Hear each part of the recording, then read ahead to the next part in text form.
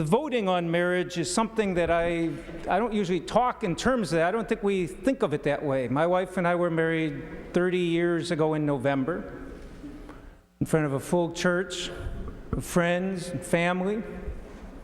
And we chose to marry each other. My dad and the local minister married us. And we made that decision. We committed our lives to each other 30 years ago. And nobody had any vote in it except for us. You could say, yeah, we voted 2-0. You need 2 consenting people to do it. We voted for it, and nobody else has a right to. And I'm distributing a copy of my wedding invitation alongside of a wedding invitation of 2 wonderful women, Jen and Jane. They're friends of ours. Nobody voted on our marriage. Why should anybody, except for them, have any right to vote on their marriage? Anybody. Senator Limmer, you want the public to vote. Senator Gazelka, you say, let the people vote. Why? Why are Jen and Jane not able to make up their own decision? Well, they can make their own decision, but we can't marry them. Well, we're concerned about kids. They have a 2-year-old daughter. You know, they're actually very wonderful parents, better than a whole lot of other parents I've seen, and that kid is well loved. Now, how does it help them? How does it help them to put in the Constitution that little girl's parents can't get married? Because we think there's something wrong with it, and we want the people to vote on their marriage. Nobody had the right to vote on Senator Dibble's marriage either, but we can't even recognize it in the state. And you want to vote to put it in the Constitution that his marriage can't be legal. This is not a matter for vote. That's what constitutions are for, to protect our liberties, to protect our freedom, to protect our choices. I want to hear, I asked in Judiciary Committee for any of the proponents, does anyone think there's anything in Connie and my marriage that's hurting anybody else? If so, what is it? Is there anything in Jen and Jane's marriage, their family, that hurts anybody else? Anybody? Tell me what it is. You get silence. No answer.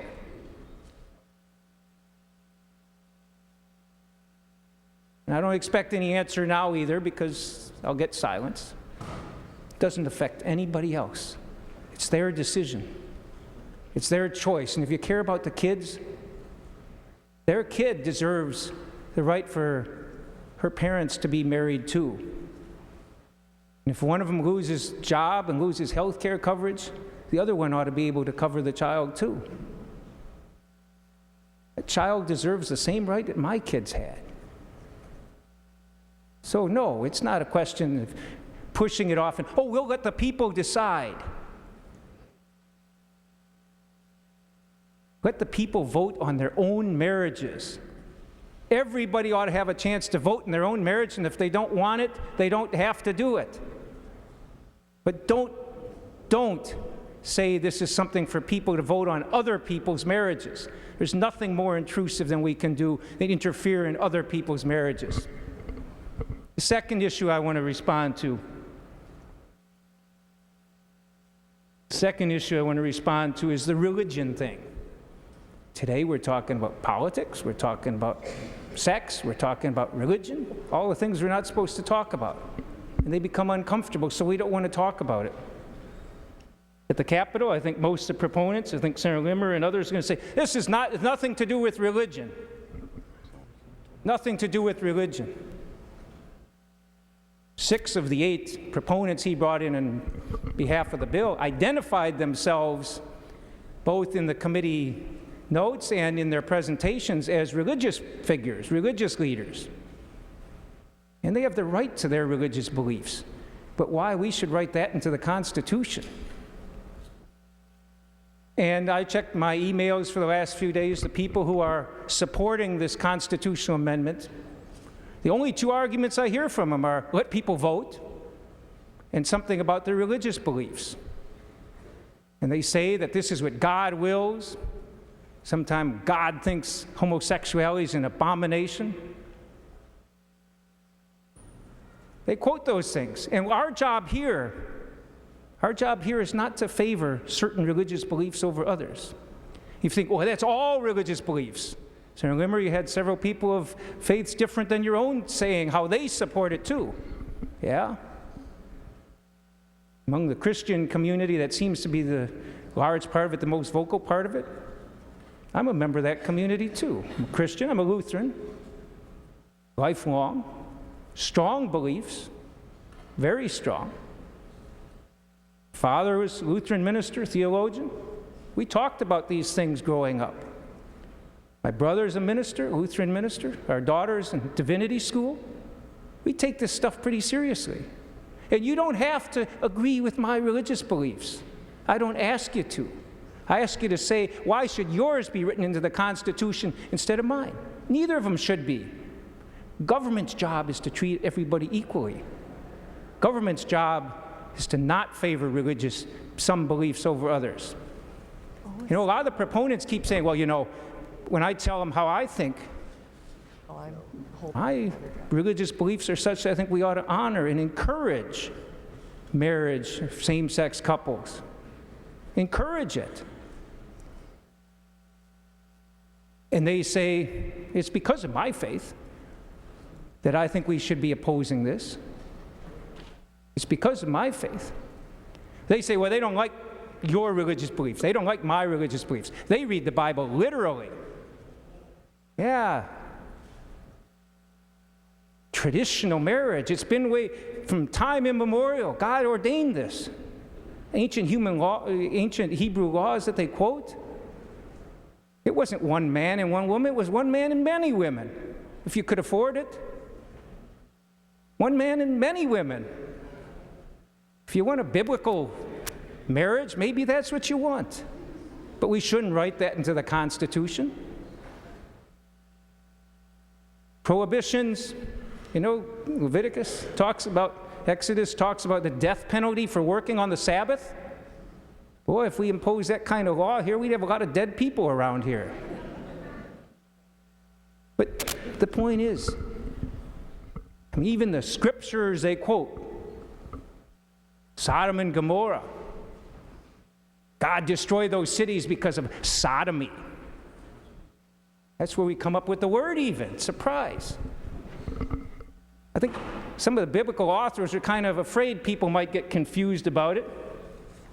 They were kind of figured people might decide this is something other than it is. So Ezekiel,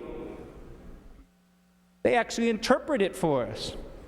This was the guilt of your sister Sodom. She and her sisters had pride, excess of food, and prosperous ease, but did not aid the poor and the needy. They actually explain what Sodom was destroyed for. That's in the Bible too. But I don't want, you're allowed to believe whatever you want to believe. I'm allowed to believe whatever I want to believe. And you don't have to like my faith. But the one thing we should recognize is our role as a government is not to intervene and push some people's beliefs on others. We're supposed to treat people equally. Equally. So that Jen and Jane, who both happen to be ministers, so that they have the right to be treated equally with somebody else. That's what the Constitution requires us to do. Treat everybody equally. And then you can worship your own way. I would be just as offended if our Constitution was saying Senator Gazelka's church or somebody would have to marry a same-sex couple, as I am by the fact we want to put in the Constitution that no church can. Leave it up to the individual churches. Let them make their own decisions. For people who don't want to make a religious commitment but want to be legally recognized for their love and commitment to somebody else, let them do it too, but treat everybody equally. Let them make the choices. That's all this is supposed to be about. We're supposed to